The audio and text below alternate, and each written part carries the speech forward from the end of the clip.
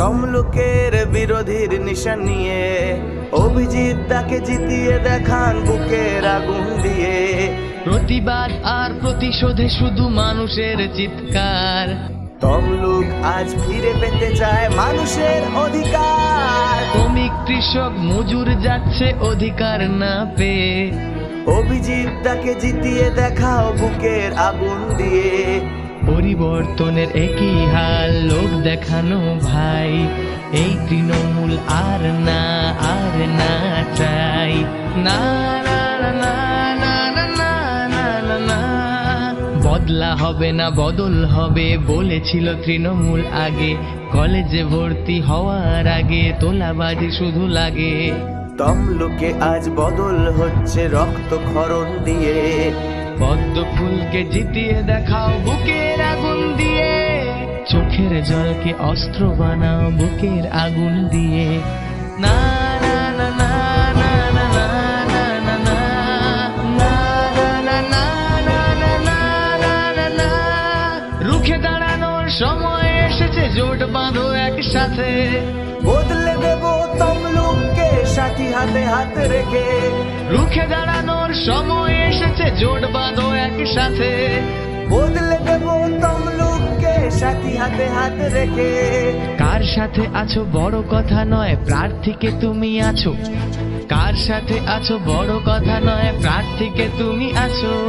পদ্ম ফুলে ভরসা যোগাবে, অধিকার নিয়ে বাঁচো, অধিকার নিয়ে বাঁচো। গণতন্ত্রকে ফিরে পেতে হলে লড়ো কাঁধে কাঁধ রেখে, গণতন্ত্রকে ফিরে পেতে হলে লড়ো কাঁধে কাঁধ রেখে। অভিজিৎ তাকে জিতিয়ে দেখাও বুকের আগুন দিয়ে, পদ্ম ফুলকে অস্ত্র বানাও বুকের আগুন দিয়ে।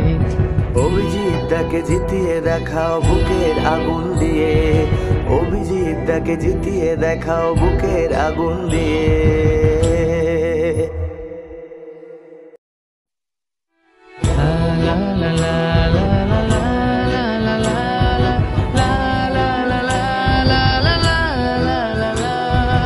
আগুন জ্বলছে তমলুকের বিরোধীর নিশান নিয়ে, অভিজিৎ তাকে জিতিয়ে দেখান বুকের আগুন দিয়ে। প্রতিবাদ আর প্রতিশোধে শুধু মানুষের চিৎকার, তমলুক আজ ফিরে পেতে চায় মানুষের অধিকার। শ্রমিক কৃষক মজুর যাচ্ছে অধিকার না পেয়ে, অভিজিৎ তাকে জিতিয়ে দেখাও বুকের আগুন দিয়ে। একটা চকলেট বোমে 3 জন মারা যায়, তাহলে একটা কালি পটকায় কতজন মারা যাবে? করে দিয়ে নিজেদের পকেট ভরেছে। যে চাল গম চিনি বিনা পয়সায় এবং অল্প পয়সায় মানুষের পাওয়ার কথা ছিল, সেগুলো তারা কেজি কেজি দরে বিক্রি করে দিয়েছে। বিক্রি করে এখনো পর্যন্ত যা হিসেব পাওয়া গেছে, আরও পাওয়া যাচ্ছে, এখনো পর্যন্ত সেই হিসেবের পরিমাণ হচ্ছে, চুরির পরিমাণ হচ্ছে 10,000 কোটি টাকা। 1-2 টাকা নয়, 10,000 কোটি টাকা। আপনাদের ঠিক করতে হবে যে এই যে চোর ছেঁচড় দুর্বৃত্ত তোলাবাজ, এদের দল তৃণমূল কংগ্রেস, এদের প্রার্থীকে আবার ভোট দেবেন কিনা। এরা তো ভোট চাইতে আসবেই, এরা ভোট চাইতে আসবেই, সবাই ভোট চাইতে আসবে গণতন্ত্রে। কিন্তু আপনাদের বিবেচনা করতে হবে যে আমরা কাকে ভোট দেবো আর কাকে ভোট দেবো না।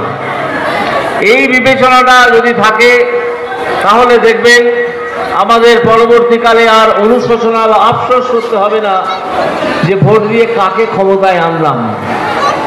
এই যে ভোট আসছে, এই ভোট হচ্ছে ভারতবর্ষে ক্ষমতায় আসীন হওয়ার ভোট। এই ভোট রাজ্যের ভোট নয়, একথা ঠিক। কিন্তু এই ভোট একটা জিনিস দেখিয়ে দেবে, সেটা হচ্ছে যে এই যে তোলাবাজ দুর্বৃত্তদের দল তৃণমূল কংগ্রেস, তাকে যদি দিকে দিকে পরাজিত করা যায় এবং বিজেপি যদি পশ্চিমবঙ্গে অনেক সিট পায়, আমার তো ধারণা 25-30টা সিট নিশ্চয়ই পাবে বিজেপি,